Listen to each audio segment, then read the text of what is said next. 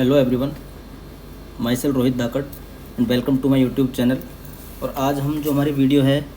उसका टॉपिक है कि study plan for last 15 days for SSC JE exam. तो उसमें जो मैंने टॉपिक कवर करे हैं वो मैंने टॉपिक लिए हैं कि डोंट स्टडी एनीथिंग न्यू। पहला टॉपिक तो लिया मैंने ये, मैं इसके बारे में आगे बात करूँगा। दूसरा टॉपिक मैंने लिया है कि revise formulas and IAS code data, तो इसको भी हम अच्छे से देखेंगे। तीसरा उठाया है कि मैंने प्रीवियस ईयर क्वेश्चन आप कहाँ से और कैसे अटेम्प्ट करें। चौथा टॉपिक लिया है कि मैंने जो फुल लेंथ टेस्ट आप डेली बेसिस पे लगाएं और उसका जो कंप्लीट एनालिसिस है वो कैसे करें। और लास्ट टॉपिक लिया है वो है शॉर्ट नोट्स रिवीजन, कि आप शॉर्ट नोट्स को कैसे रिवाइज करें कि कम टाइम में आप अच्छे से अच्छा और जो आप चीज़ें अब रिवाइज कर रहे हो वो आप भूलें ना। तो इन सब के बारे में हम बात करेंगे। तो मैं पहले टॉपिक के बारे में बात करता हूँ कि डोंट स्टडी एनीथिंग न्यू। इसका मतलब क्या है कि जो आपने पूरी साल में आप 6 महीने जब से आपने अपनी प्रिपरेशन स्टार्ट करी है एसएससी जेई के लिए, तब से मान लो आपने वो चीज़ें उठाई नहीं है और ये जो लास्ट डेज हैं इनमें आप उसको करना चाह रहे हो, तो प्लीज़ ये ना करें। क्योंकि आप अगर इसमें आप टाइम दोगे, आपका जो एक क्रूशियल टाइम चल रहा है, आप 15 दिन बच रहे हैं पेपर के, अगर उसमें आप कुछ नया पढ़ने का ट्राई करोगे तो कहीं ना कहीं आपको जो आपने पढ़ रखा है उसको रिवाइज़ करने का मौका नहीं मिलेगा। और जो आप पेपर में अटैम्प्ट कर सकते थे उन क्वेश्चंस को आप इन 15 दिनों में रिवाइज करके आप उनको भी हो सकता है आपसे मिस्टेक हो जाए और आपका पेपर में अफेक्ट करे। ठीक है, तो जैसे मान लो आपने टेक्निकल की मैं अगर बात करूँ तो टेक्निकल में जैसे किसी ने इरिगेशन पढ़ी है और हाइड्रोलॉजी बिल्कुल नहीं पढ़ी है, फर्स्ट टाइम नहीं है कि आप हाइड्रोलॉजी एकदम स्टार्टिंग से पढ़ना स्टार्ट करें। अभी आपने जो इरिगेशन पढ़ी है वो आप अच्छे से उसको रिवीजन कर सकते हैं एक बार दो बार, कि आपने जितना भी अच्छे से इरिगेशन में पढ़ा है वो तो कम से कम गलत ना हो। ये ऑब्वियस सी बात है कि जितने भी शिफ्ट में पेपर होते हैं कहीं उसमें कहीं ना कहीं इरिगेशन में ज़्यादा क्वेश्चन आएंगे, या फिर किसी को पता है कि आजकल ऐसा नहीं है कि हाइड्रोलॉजी से क्वेश्चन नहीं आते हैं। बट अब वो टाइम गया कि आपको सारे सब्जेक्ट कवर करनी है, क्योंकि आपको 15 दिन बच रहे हैं और आपको पता है कि सिविल इंजीनियरिंग को में भी कम से कम 12 से 13 सब्जेक्ट तो है ही। तो पर डे आप एक सब्जेक्ट को भी दे रहे हो तो भी आपके पास दिन कम पड़ रहे हैं। तो इसलिए अभी कुछ भी नया पढ़ने का ट्राई ना करें, फिर चाहे वो सब्जेक्ट से रिलेटेड हो या फिर टॉपिक से रिलेटेड, क्योंकि अभी टाइम है नहीं।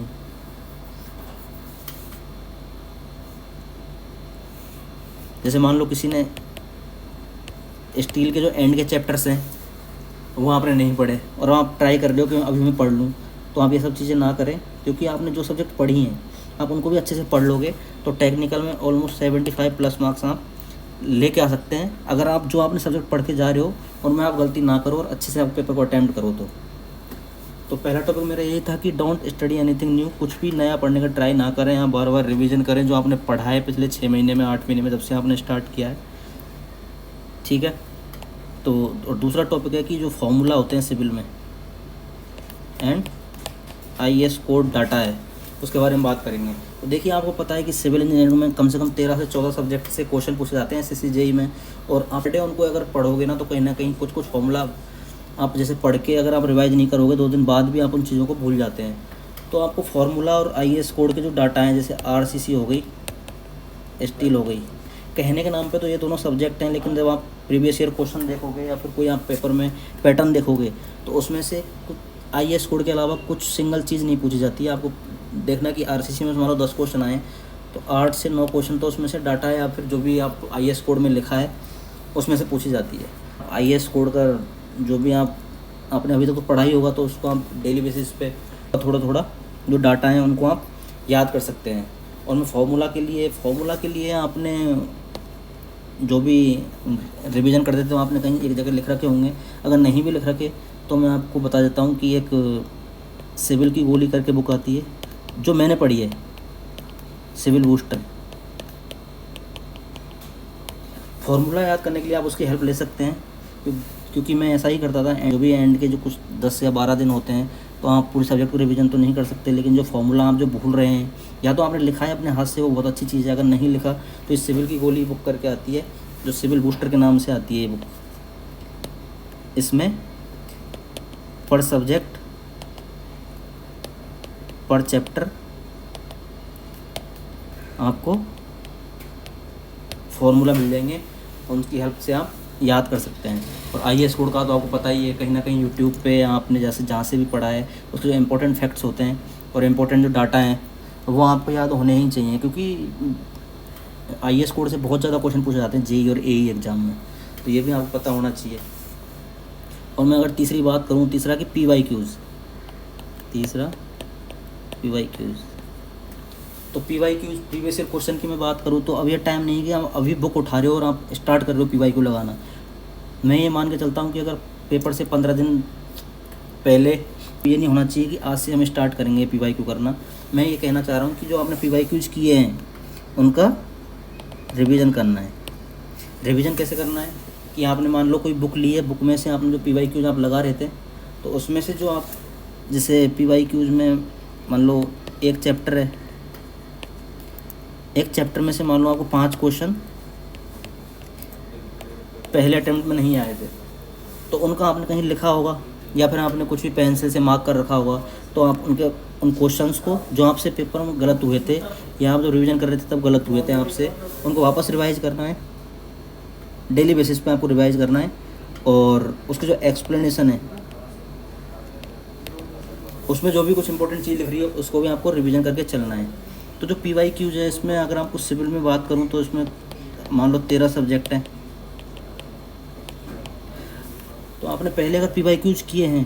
तो आपको ज़्यादा टाइम नहीं लगने वाला है इसको रिवीजन करने में, क्योंकि बहुत कम क्वेश्चन होते हैं कि आपसे जो ना हुए हों और आपने मार्क कर रखा है उनको रिवाइज करना है। तो ये मान के चलता हूँ मैं 1 डे 1 सब्जेक्ट फार्मूला आप अपना सकते हैं कि आपको एक दिन में एक सब्जेक्ट के PYQ जो आपसे पहले नहीं हुए थे उनको आपको सॉल्व करना है और उनके जो एक्सप्लेनेशन है उनको अच्छे से याद करना है, या फिर कोई डाटा उसमें से मिसिंग हो रहा है, आप भूल जा रहे हैं, उनको याद करना है। तो आपके पास 15 दिन है, तो आप 13 दिन में आपकी 13 सब्जेक्ट कवर कर सकते हैं। ये बहुत अच्छा फॉर्मूला है प्रीवियस ईयर क्वेश्चन को एक बार वापस रिवीजन करना पेपर से बैठने से पहले, क्योंकि कहीं ना कहीं आपको पता है कि सेम क्वेश्चन तो नहीं आता, लेकिन उसी सेम पैटर्न पे या फिर जैसे न्यूमेरिकल आया तो उस न्यूमेरिकल की सेम वैल्यू चेंज करके आपको डाल दिया जाएगा। तो आपको कंसेप्ट सारी चीज़ें पता है, आपको PYQs आप रिसेंट बिल्कुल पेपर में बैठने से पहले करके गए हैं, तो आप अच्छे से उसको अटेम्प्ट कर पाओगे कम टाइम में विद एक्यूरेसी। तो PYQ का बहुत रोल रहता है आपके पेपर में,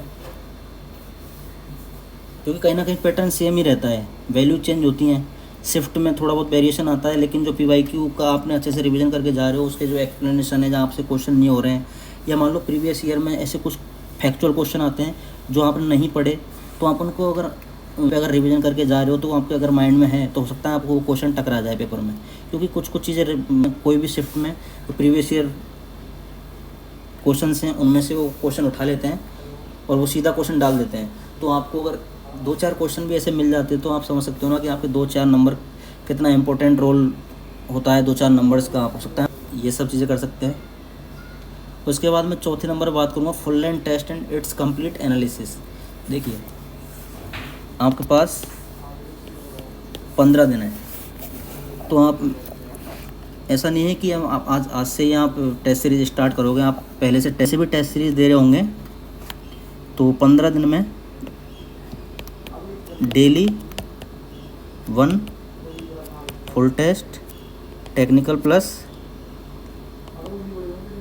नॉन टेक वाला,